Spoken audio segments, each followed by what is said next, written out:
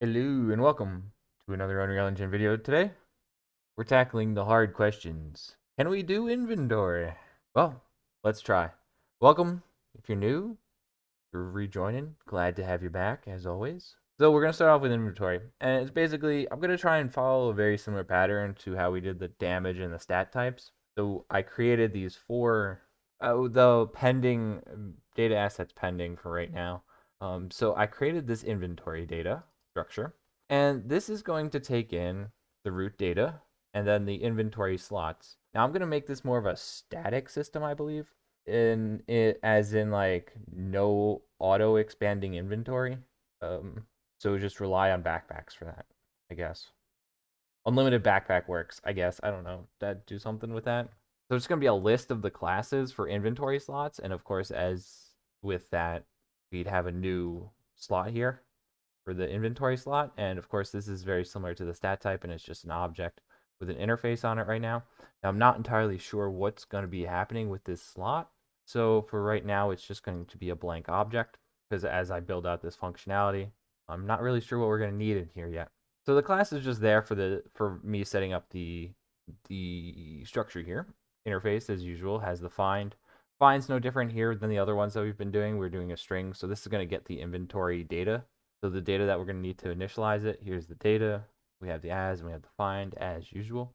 And now, so the data asset would look something, so far, it would look something like this, right? We have the root data with all of our stuff. And then if we look at this, we can add inventory slots, and then we can set this to our inventory slot, right? So this will initialize this inventory default with 5 slots created from this object. And let's see how that works out. Let's build out the component using this data, and we'll see how it turns out. I know we'll need to do more on the slots, but now to start setting up the component, I think again we're gonna probably follow how we've been doing things. So we're gonna create this inventory user interface. So this is the inventory user as so far. We don't have really anything that we need to add to this. So this will go on to our either player or actor in the world that we want to use as an inventory. We have the component, which same thing. We have the component, which is right now currently a blank component because I'm not entirely sure how I want to do this. We've got the blank interface with just the as here. And let's see, that is what I have so far. And we're going to move on to adding stuff to his. All right, I think the first two methods functions are in. And so, yeah, we're going to be doing this a little differently. Anyhow, we have two functions here. One's the initialize, which is going to take in the inventory ID, which is the one that's in the primary data asset. So we'll pass in the inventory we want to the data, the inventory data we want to initialize. And then we have a get inventory, and you're going to notice something really strange here. The inventory is actually an integer mapped with a BPI inventory slot. So the map is basically our indexes, and the value is this slot object. And so in the actual component, we do. The inventory is in fact an integer with a BPI inventory slot. So that'll hold our objects, right? And of course, we will have the primary data or the data asset here for our database, just like we've had it before. Now the initialize, I've got it right here. The get, it'll just do the find. It'll grab our data, loop through those class references, construct the objects, pass it through the interface for the inventory slot, and then add it to our inventory. And of course, we're going to set the index from this loop. That's pretty much it. We have the get, which was just going to return it. Of course, the as here. So I believe the next thing would be to figure out how to add something. And I believe we might need to add some functionality to the slot if that's the case. Over on the inventory slot, I believe one of the first things that we probably want to set up is to check to see if the slot is valid. So we'll return a Boolean, is valid. For the implemented is valid, I believe I'm going to set two variables here. One for the current, like the max amount current, which is going to be defaulted to 5, and then the current amount. Now, the max amount is probably going to be changing based on if we have items that have specific item data that have stack counts and things like that. But I believe for testing purposes, so far, we're just going to set this to a default value. And so current amount, max amount, less than, is it valid? That's to facilitate the inventory change. I guess we're going to name something similar to how we did the stats, and I'm going to call this a inventory modifier. So it's going to modify the inventory. What a shock. And so I think this will take in, so right now this takes in the amount that you want to change it by, right? and then the value. Now this value is currently a string for testing purposes. This value is probably going to be some sort of like item data. The inventory slot validation has been updated. It now takes in this inventory slot modifier. And then on the inventory slot here, when we do the validation, we break that, we grab the value, we check for an equals if the current data here, which I made a string, so whatever your data here, which will probably be something along the lines of another structure. Let's say item data or something along those lines. And so the comparison now for the valid, it will check the data against this name we're passing in, this value. If it equals it and it's less than the max amount, then it's valid. If it's or it's also valid if it's 0, because that means it's empty. So doing a double-stepped or should resolve this problem. So it's either it equals it and it's less than the current max amount, or it's a single step here. It's a single step. What am I doing? Or if the current amount is equal to 0, meaning that it's empty. Double step ors. What the heck was I thinking there? Now I know for the most part we're going to have to do some sort of modification on these slots. So I made a function that's corresponding to that. So it'll take in the inventory modification structure, and it'll output either completed or whatever it'll either say it's completed with an out of an inventory modification, or if it is completed, this will be null. In the slot, I'm thinking when we do this, we break it, we sum it, we break it, we sum it, and then we can take either the minimum value between the max and the total. So that'll either be this total or it'll be this max amount. So it'll set that current amount. We'll do a check to see if it's greater, the total is greater than the maximum amount. And if it is, we'll take the difference between those two values and we'll pass it into a make and then out into the return and say completed is false. If it's less than or equal than the maximum amount, it'll say completed with nulled out inventory modifications. Now to do this in the component, what I'm thinking, and I haven't tested this out, but this should be the rough idea of what we want to do. So that's okay. Yeah, these are just SketchUps right now, basically. So let's see. In the component here, we'll have a modify inventory that takes in a inventory modifier. And so now this will do the modifications on our slots. So what I'm thinking here is in the modify inventory, I did collapse these to smaller functions just to make it look a little nicer. So this do inventory modification, I have two local variables. One's for the cached modification, one for the cached completed. So it's going to save the input value for the modifier, default this to false. We'll loop through the values. We'll check to see if the slot is valid. If it's valid, we'll apply that slot modification. And then we'll set whatever the variables are coming out of that apply slot modifications to the cached local variables. And if we were successfully able to complete the modification, then we'll break out of this loop and we'll just return the values. If it's false, it'll just keep going. And so eventually, if on completed here, it'll either it'll return false and it'll return this cached, which in the case it should either default to false and just pass this basically through because there's no valid slots, or at some point this cached value will turn true and we won't have to worry about the secondary variable. You know, just because, I'm going to add a toString to this inventory so we can actually see what's happening. So on the slot, we'll add this inventory slot toString with an outstring here. And this outstring in the slot object, the implementation for this now is just going to just append these values so we can just see what this is, and it'll just return that string. I did the same thing in the inventory component. This has now a toString with an outstring here, and this will just loop through those values, grab the toString, and then append it. Of course, doing it this way, you get the dreaded prefixed comma. Oh well.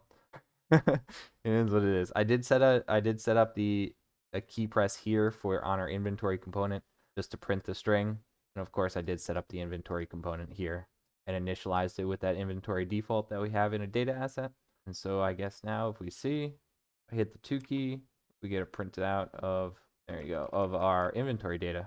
Don't forget to set up the data, set the data here when you're applying the slot modifications in the slot object. Oops. Yeah, I was debugging it through and I was like, why is the data not here? I completely forgot that when I'm trying to make a modifier, the value was not getting set somewhere. So the stacking wasn't quite working, but it should be okay. I'm adding a couple now, pressing the 3 key. Yeah, we got 4. I guess I press it 4 times, right? I'll print it out a few more times just to see. You can see it on the left side there. So if I hit current amount 4, if I hit it again, we should have 5, 5. Now if I hit it again, it should roll over. No, actually it did. Huh? Wait a second, it went to the wrong one. It went to the third one? Well, if I press it again, what happens now? Oh, it's there. It just like skipped one. The joys of debugging. Little debugging later too is after we set this up, we actually do need to cache this variable. So cache the total and then do all the calculations off this total. Because if we do it by this current amount, we're also querying and setting the current amount, which makes it just a little awkward. I should have thought it. Don't forget to set up this data pin for when you come out of the slot modification. Set it, and then you have to set it here when you make it.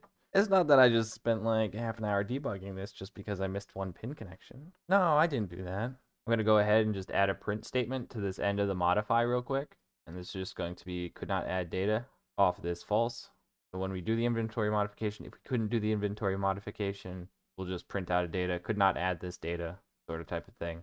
So now after, that was done debugging and the data pin, okay, so we have empty inventory. We say we add 3. You can see on that. You can see here up in the top left it has 3. So we're adding 3 at a time, right? So if we see now we're up to 5 and then 1. If I add it again, we'll see 4. If I add it again, it'll overflow to the next one. We get 2, 5, 3 to the next one, 5 with an overflow of 1, right?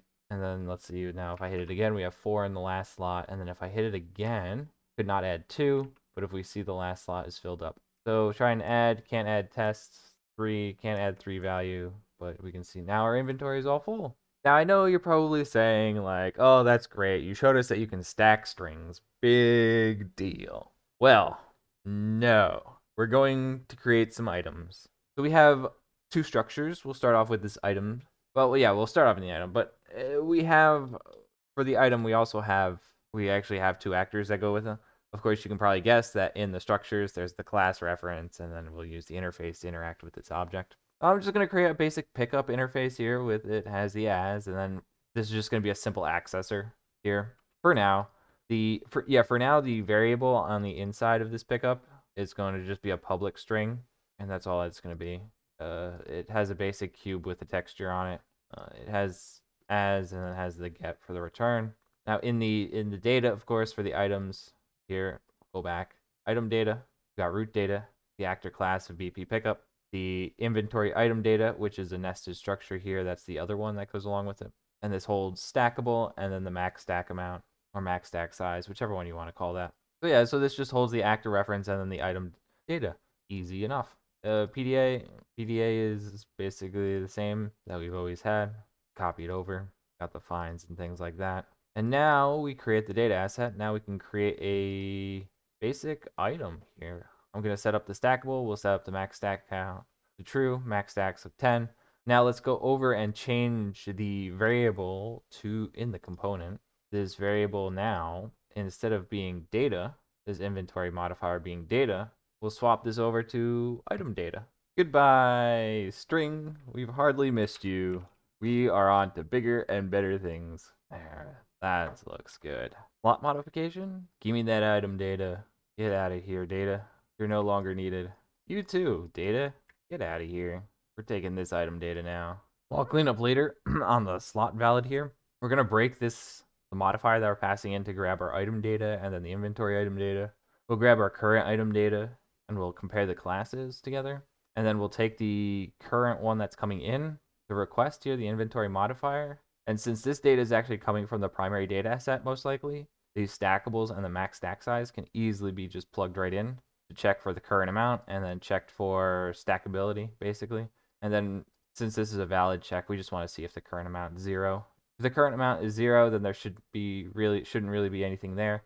Every slot in use should at least have 1 stack in it, basically, is how I'm gonna build this functionality. Here we go. I had a case where when I copied it over, I forgot to rename it correctly. And this should be the find item by ID. This says inventory. This should be, yeah, this was inventory. I have just now updated it. Went ahead, added a add item by ID and amount. So it'll take an amount and an ID. for yeah, item ID. And then we add the item database for all of our items. And we'll find that item in that database, make an inventory modifier, pass in the amount, pass in the item data that we find, and then send it to our modify up here. Send it right to this modify. That should be good to go. I'll also go ahead and fix this up, just the toString, by just taking out the item data and just refilling out the append with the max data. And I'm gonna take the actor class. Why not? I probably could open up the root data and take something from there, but we'll see. We'll see how it works out. Completely forgot that it broke the slot modification here, because now we need to use this new max amount, so it has to be plugged in back to use for the calculations for the minimum, greater than, and subtraction and stuff like that. Oops. I love bug fixing. I think 2 is a double check. We'll go into this root data and we'll pull out the labels and just compare the labels as well. So we'll do a class check and a label check just to make sure on this validation. Seems good to me. Now for the fun part, let's test it out. Oh, after all those headaches with the bugs and everything, just debugging things through it, because, you know, when you break those links, you don't exactly remember every place that you replaced it with. So here we got the basic. We're going to do an add item by amount and ID. We're going to say add 3 with this item of basic. And this basic item is right over here with this one with the max stack size of 10. And if we see this in action now, if I hit 2, we can see that it prints out just an empty array. I press 3. Now you see we got current amount in that top on the left side one. I keep pressing it. 6, 9, and I'll just alternate. You can just watch the numbers just go up, and it has max of 10, and then it can't add any more data. So it works the same way as it did before. We'll need to do like probably some more additional logic for if we subtract like actually remove things from the inventory. That shouldn't be too hard with the current setup we have. We also would need a swap possibly, but that's really easy since they're maps. Yeah, sounds good. Looks good to me. Okay, so our current bug now is a good one. If we disable stacking, we can see that it doesn't stack, but it just goes to the next one. That's an interesting problem. I think I know how to fix it though. Yep, as I thought, the change wasn't that hard here. So on the apply stat modifications in the slot itself, we do a quick check, make sure that the modification is above 0. We'll do other things for removal, but for now it's fine. So basically, if there's no modifications, then just return completed. We're done. The other change here was that now we'll have to check the stackable. So we'll save the item data here, right? And then we do a branch here. So if it's stackable, we do all of our min-maxing basically. I guess min-maxing. And then off of false, because it's not a stackable thing, what we do is we'll just set the current amount to 1, subtract 1 from the amount that we're sending in. That's why we need the check for the 0. And then just make a new request. And then say it's not completed. So the request isn't completed for changing the inventory, so it'll loop through continuously changing the inventory. Now we can see that stackable is false. Max stack size doesn't actually make a difference here. Although I believe if you set it to 0 or something, I don't know, it's weird. More checks will be needed, but as we can see now, I can fire it up. I set that to 1, right? No max stack size, press 3, and we can see we picked up 3 of them. Now we can see this a little better. I know what I was getting confused with. It's in the player character. Here we go. We're picking up 3. Let's say we'll pick up 1 for now. So let's see. So 1 unstackable item, we have nothing here. Print it out a bunch of times, we have nothing here. And then if I press 1, you can see we have 1. Press another one, we have 2, 3, 4. Okay, that looks good. Now if I, let's see, go and re-enable it, and we'll make a max stack size of 3. Let's see, add a couple, add a couple, add a couple. Nice. Although I don't actually think it's working the way that it's supposed to be. Wait, did I set it to stack? We said I said it to stackable, right? Yeah, stackable, stack size of 3, and we're adding how many here? 1. Oh, that's why I'm no. It's I believe it's working correctly, because every time I press the 3 key, it adds 1, so it should be at 2, 3. Add a couple more. There you go. And basically I just alternate this, and the numbers should just keep going up. I think we're gonna need an invalidate slot, right? Next step here for sure. And this is gonna return amount, item data. Okay. So doing that, what we'll do is we'll just create local copies of the current data here in a local variable, and then set the amount to 0, and then just clear out the item data and then return those local amounts. Perfect. That should be good for invalidating the slot. We finally get the break in to using this other interface for the inventory user, which we'll go ahead and attach right to the layer that's, or the thing that's going to be using inventory. Basically, that's all it is. So now we can have that implemented, and that is a new one that has a get drop location. So this will just be wherever you drop your item at, basically, right? And then from there, we go into here and we're going to drop the item by index, right? We go through, invalidate the slot, and then here is where we can get the drop location. And then we can send that to a server spawn, and then we can just simply spawn that actor. One small debug later, and I decided to move the spawn actor back into the actual drop just for testing purposes. So this will invalidate the slot and spawn the actor. I realized also there was a problem with this invalidate slot. This was not local data. This was actually just the item data. This should be the local. These two should be the local variables being passed through. But now it works. So now if we run this, you can see, let's see, 2 key, we have empty, 3 key, we have some pickups, and we got a handful amount. I believe it doesn't matter about the current amount. So even if we did it, if I hit 3, it spawns in the actor, my little cube, and we can see on our inventory screen here, index 0 has been nulled out. Perfect. So if I go ahead and add another one, we can see in the slot 0, and if I hit 4, it spawns in. So if I alternate between 3 and 4, I wonder what happens. Nothing happens. I get stuck picking things up. If I go like 2, 3, 4, 2, 3, 4, 2, 3, 4, and it'll just keep, or actually, wouldn't it be like 3, 2, 4, 3, 2, 4? You're trying to spawn things in and stuff. Yeah, something like that. Causing a mess. Casual mess.